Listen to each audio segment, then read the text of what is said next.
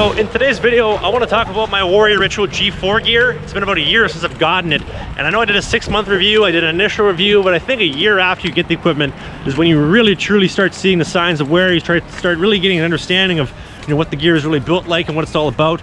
And in today's video, I'm going to talk about that. By the way, I do still hate Warrior for proving me wrong that they make great equipment, but I'll dive into that a little bit more in a bit.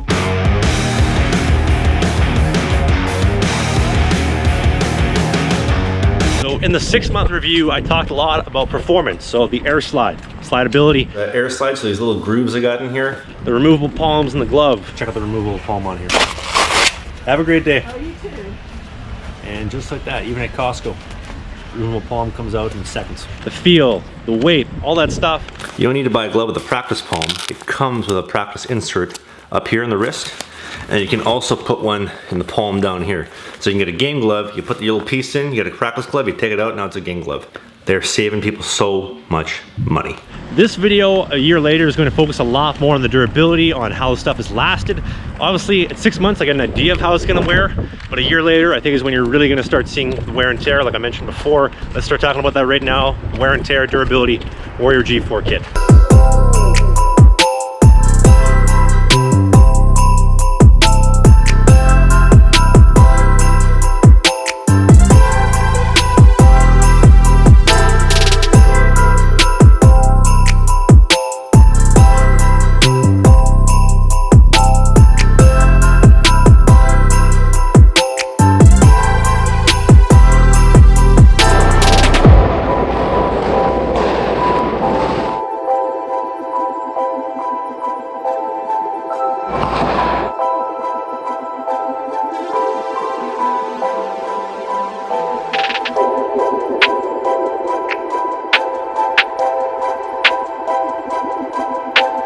So my glove actually just got warrantied about 2 or 3 weeks ago. I don't know if you can see on the camera, but there's a plastic right here that's kind of sticking out. I really hope you can see that. It broke right here, so the whole palm is split now. And so any pucks that are coming in the catching area, I'm really feeling them. Although it doesn't affect the closure at all, at least that I found, I am feeling every shot that's coming in this area. So I love this glove because when it first came, the T-bar was so reinforced. Nothing was coming down, like when you make those saves and the glove kind of caves in like that. That wasn't happening at all because the bar was so reinforced. Now a lot of saves are actually being made like that, and the T itself is actually collapsed and caved in. Now I don't hate the fact that the T-bar is collapsed in. I think it's actually good because it should give me more weight and more room to cushion the puck as it comes in and deaden the puck. I think that's a good thing. I've been using the exact same palm since day one that I got the gear. I don't think I'm going to be changing that anytime soon. And that is the extent of the wear on the glove, with the exception of a little cut here, some binding fraying here, and some other nylon fraying. That is the glove. I'm not a big fan of the blocker performance-wise. There's a lot of things I think Warrior really needs to fix the blocker coming up with the G5. What I will say is that the stitching in the pieces that held the blocker palm to the finger protection piece right here, like this piece right here, this ripped in my first palm, so that got warrantied, and I got a second palm out of that. As far as the rest goes, I found that the wall itself is softened up a little bit, and the blocker itself is softened up quite a bit too, so the rebounds aren't popping off as hard as they could, and they weren't exactly hard to begin with. That's the durability of the blocker. Now let's talk about those pads. Now I can't show it to you right here right now, but I would say the foams have softened up so much that the rebounds barely pop off hard at all. I would honestly say that I've seen E-Flex, CCM E-Flex pads and Brian's Genetic pads shoot off rebounds that are actually harder than what is coming off here. Again, as a butterfly style pad, you'd like everything to be shooting off really hard. I love harder rebounds than the G5s. I really think that's the one big thing that they need to change. Now another thing worth noting in the pads, hopefully you can see it here on camera, the entire stitching on the bottom half of the knee cradle, or the knee stack itself, has totally come undone. There's quite a bit of stitching actually popping out within the entire pad. It's not just on this pad, this being my right pad.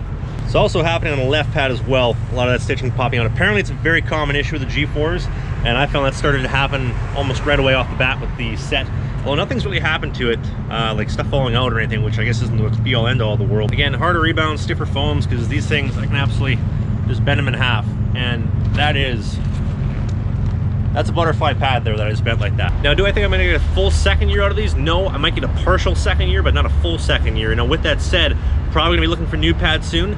I really do like the G4s, and if I can, I like to get a set of G5s. Now, let's talk about things that I love in the G4s that I want moved into the G5s, or things that need to be fixed and done and improved on the G5s. First off, that air slide has got to come back. I really did not like the RGT2s because they did not have air slide. The removable palms are fantastic. I love the idea that I can take my palms, wash them anytime I want. If they get stinky, if they get gross, throw them in, I can take them out, I can change the angle of them too, which is also really nice. I want to see the stock options in the glove stay the exact same. Single T, that's awesome. The 75-degree brake is fantastic. I'd like to see a skate lace pocket come stock, although if I'm ordering custom, it doesn't really matter because it's going to come like that anyway.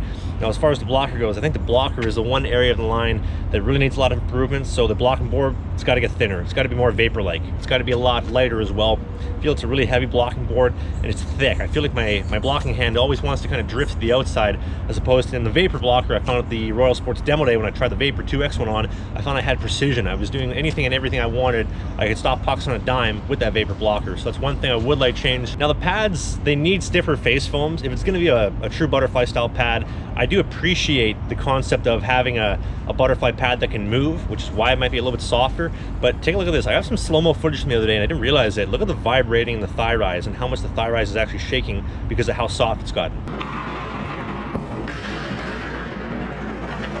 Again, they got to fix that with the thigh rise. It would be nice for other guys, I'm sure, to have options of a single brake, double brake, single internal, double internal. It only just comes with a single internal with no outer brake.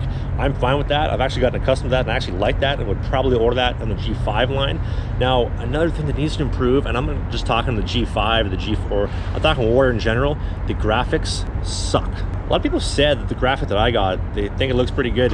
I'm gonna be honest, I think the graphic that I got with the whole blue pad with the white outer roll, it sucks. But keeping that in mind, it's probably the best thing that I was gonna be able to do with the G4 graphic. Vintage graphics okay, it needs more options with the knee rolls. Just basically it has to have all the options I think that an RGT2 pad has, because the RGT2 Classic looks really good. The RGT2 and the G4 stock graphics suck. The Warrior's gotta innovate a little bit. They gotta give more options, give something that actually looks good. I don't think any of the graphic options on the G4, the G3, RGT2, or RGT1 stock options, stock graphic, I don't think any of that looks good. So I'm gonna send it off to a clip from the guys at Royal Sports. Zach, the manager there, is gonna talk a little bit about Warrior, the reception from G4 at the retail level, because again, my opinion is only one drop in the bucket, and I wanna share other people's opinions as well on the G4 line. Check it out. Hey, wait, pause again, we gotta redo that. RGT2 is their new line that came out. The glove this year, they got rid of the removable palm, which makes it really easy to close and also gives you a really nice feel as far as the actual inside of the glove. A lot of people made note when we were selling G4 stuff last year that because of the removable palm, it almost felt like, and this is a quote from the rep himself, felt like you were closing a hamburger. It's a really thick feeling inside of your hand there. In my opinion, the G4 is already a very soft pad. I'm not supposed to talk about Trav, but I'm gonna say he'll attest to this. His broke down very quick. In regards to like the stiffness and like the softness. Exactly, it is definitely a stiffer pad. And you can even see that just by giving it a little bit of a flex there. And this is an intermediate, not a pro as well. Goalie is such a technical position, and now more so than ever. You know, we have 10-year-olds paying thousands and thousands of dollars for lessons every year. A really soft pad like that, or even a pad that's really easy to move in, makes it really easy for those goalies to learn that kind of, you know, technical aspect of playing goaltender. I think that's something that definitely, you know, works for Warrior, and that might be a reason we don't see it as much at a pro level, is again, it's a softer pad. Warrior, next pad, spring back air slide, everyone loves it. You want to show off the lime green, the Ghostbuster sticks? They always do special editions around this time of year, and there's some, I don't know, what's your thoughts? First thoughts on this? If it was a V1 Pro Plus and in full red, I'd buy it, but this isn't a full, or sorry, it's a not a senior, yeah. SE. Peace out. Touched on it before and I'll say it again, the air slide I think is game changing with the G4s. They're hands down the lightest pad in the market. They're lighter than anything Bauer makes, or lighter than anything CCM or Ryan's or anybody else makes. And having the air slide I think is really game changing, because it's not a sliding material that makes it slide fast. It's less surface friction and less surface coverage on the knee stack itself. So when the ice gets really crappy and you don't slide great, it's nice because there's not as much fighting the ice as opposed to all the other brands where they have a nice sliding material. Yeah, it slides great when the ice is fresh, but every pad slides great when the ice is fresh. I want something that slides great when the ice sucks. So the quote that the G4 glove closes like a hamburger, I don't know, people are thinking like a triple baconator, like that kind of a big closure, or like a McDonald's Junior Chicken where it's really tiny. I personally think the G4 glove is the greatest piece of equipment I've ever owned. Now value-wise, I'm happy with my purchase. I'm happy that I spent my $3,000 or my $2,800 plus taxes on my Warrior G4 set. A year later, again, I'm happy with the price and I'd happily spend the money again. I'm looking forward to when the G5s come out. If I'm in the market for new gear when the G5s are out, I can guarantee I'll be getting the G5s. If they're not out, I don't know what I'm gonna get. I'm not a big fan of the RGT2s. G4s are more my style, but I don't want to order another set of G4s strictly on the basis that I already have a set. I know what they're like. I've made as many videos as I'm probably gonna make on it as I possibly can. Hope you enjoyed the video. We're gonna finish things off with the Q&A like we always do. This is going to be a Warrior theme. All your questions about my Warrior gear and Warrior as a company and the G4s, we're gonna go to that right now.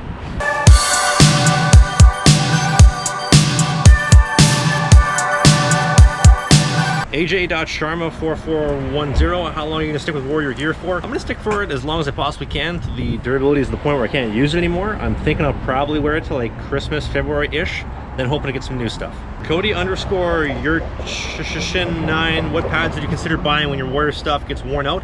I'm hoping to get some G5s. Obviously, it's gonna depend on when my stuff is worn out, when I'm getting new stuff versus when the G5s come out.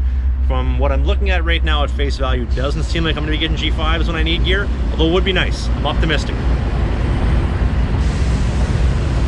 How big of a difference do the Warrior G4 palms make?